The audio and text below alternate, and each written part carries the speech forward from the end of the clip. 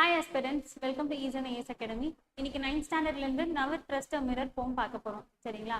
So never trust a mirror. மிரரை வந்து நம்ப கூடாது. ஏன் நம்ப கூடாதுன்னு நம்ம போம படிச்சு தெரிஞ்சுக்கலாமா? பாருங்க. Never trust a mirror. For a mirror always lies. மிரரை வந்து நம்பாதீங்க. அது எப்பவுமே பொய் சொல்லும்.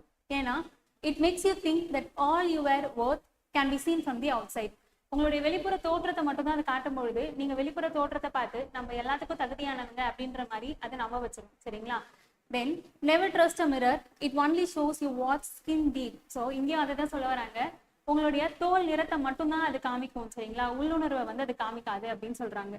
Then you can't see how your eyelids flutter when you are drifting off to sleep. இங்க என்ன சொல்ல வராங்கன்னா மிரர் வந்து என்ன பண்ணாதான் ஐலிட்ஸ் ஃப்ளட்டர் அப்படின்னா நம்ம தூங்க போகும்பொழுது அந்த நாள் முழுக்க நம்ம எந்த செயலை செஞ்சோம், ஒரு சந்தோஷமான நிகழ்வுகள் நடந்ததா இல்லை சோகமான நிகழ்வுகள் நடந்துச்சா, அந்த நாட்களை ஃபுல்லா அந்த நாளை ஃபுல்லா நம்ம யோசிச்சுட்டு எதானே படுத்துட்டு இருப்போம். ஸோ அப்ப அந்த கண்ணு வந்து எப்படி ஃபீல் பண்ணுது அப்படின்றத அந்த மிரரால சொல்ல முடியாது அப்படின்னு சொல்றாங்க. Then it doesn't show you what the world sees when you are only being you. நீயா இருக்கும் பொழுது இந்த உலகம் உன்னை எப்படி பாக்குது அப்படின்றத காமிக்காது அந்த மிரர் அப்படின்னு சொல்றாங்க. Or how your eyes just light up when you are loving what you do. ஓகேங்களா? நம்மளுக்கு பிடிச்ச விஷயம் எதையாவது பண்ணும்பொழுது நம்ம ஐஸ்ல அந்த சந்தோஷம் வெளிப்படும் இல்லையா, நம்ம கண்கள்லே தெரியும். ஸோ உங்களுக்கு பிடிச்ச விஷயத்த பண்ணும்பொழுது உங்க கண்கள் எப்படி சந்தோஷமா பிரகாசிக்குது அப்படின்றத அந்த மிரர் வந்து காமிக்காது. Then it doesn't capture when you are smiling where no one else can see. So சில நிகழ்வுகள் எல்லாம் நம்ம ரிவைண்ட் பண்ணி பார்த்து நம்மளுக்குள்ளாரே சிரிச்சுப்போம் இல்லையா. ஸோ யாருக்குமே தெரியாத சில தருணத்துல நம்ம சிரிக்கிறத சந்தோஷத்துல இருக்கிறத அந்த மிரர் வந்து நம்மளுக்கு ரிஃப்ளெக்ட் பண்ணாது. ஓகேங்களா? Then and your reflection cannot tell you everything you mean to me. Okay, so உங்களுக்கு இருக்கிற உள்ளுணர்வுகள்லாம் அந்த ரிஃப்ளெக்ஷனால சொல்ல முடியாது, விவரிக்க முடியாது அப்படின்னு சொல்றாங்க. Never trust a mirror for it only shows your skin and if you think that it dictates your work it's time you looked within. ஓகேங்களா? ஸோ இந்த 4 ஸ்டான்ஸ்ல என்ன சொல்றாங்கன்னா திரும்பவும் மிரரை நம்பாதீங்க, அது உங்களுடைய ஸ்கின்னை மட்டும் தான் காட்டுது. சரிங்களா? அது என்ன டிக்டேட் பண்ணுது, நீங்க எல்லாத்துக்கும் ஒர்த் அப்படின்னு டிக்டேட் பண்ணுது இல்லையா.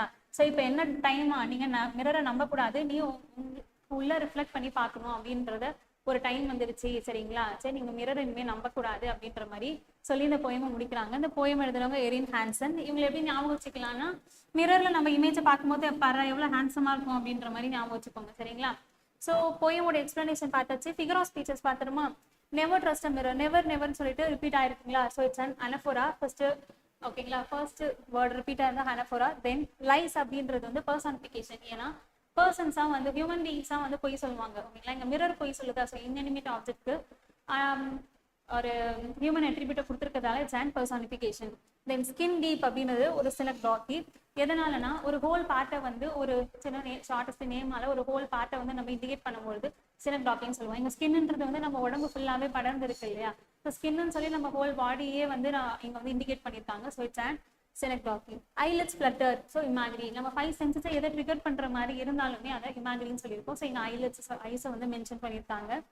தென் அனஃபோரா இட் டசன் அப்படின்னு சொல்லிட்டு ஃபர்ஸ்ட் வேர்ட் வந்து ரிப்பீட் ஆகிட்டனால it's an anaphora. Then I just light up. ஓகேங்களா? ஸோ இதுக்கு என்ன மீனிங்னா நம்ம சந்தோஷமான காரியங்கள் செய்யும் பொழுது நம்ம கண்கள்ல அந்த சந்தோஷம் தெரியும் அப்படின்னு சொன்னாங்க இல்லையா, நமக்கு பிடிச்ச விஷயங்களை செய்யும் பொழுது. ஸோ அதை ஒரு ஸ்பார்க்ல ஆஃப் லைட் கூட வந்து கம்பேர் பண்ணியிருக்காங்க. ஸோ ஒரு இருட்டா இருக்கிற இடத்துல வந்து ஒரு லைட் போட்டோம்னா எவ்வளவு வெளிச்சமா இருக்கு, அந்த மாதிரி நம்ம பிடிச்ச விஷயத்த பண்ணும்போது நம்ம கண்கள் ரொம்ப பிரகாசமா இருக்குமா. ஸோ அதனால இது மெட்டாஃபர். இன்டைரக்டா கம்பேர் பண்ணும்போது it's and metaphor. Then dictates அப்படின்றது உங்களுக்கு தெரியும். டிக்டேட் பண்றதும் ஒரு பர்சனுடைய அட்ரிபியூட் தான். So it's and personification. So இந்த நெவர் ட்ரஸ்ட் அ மிரர் போம் முடிஞ்சிருச்சுமா. தேங்க்யூ.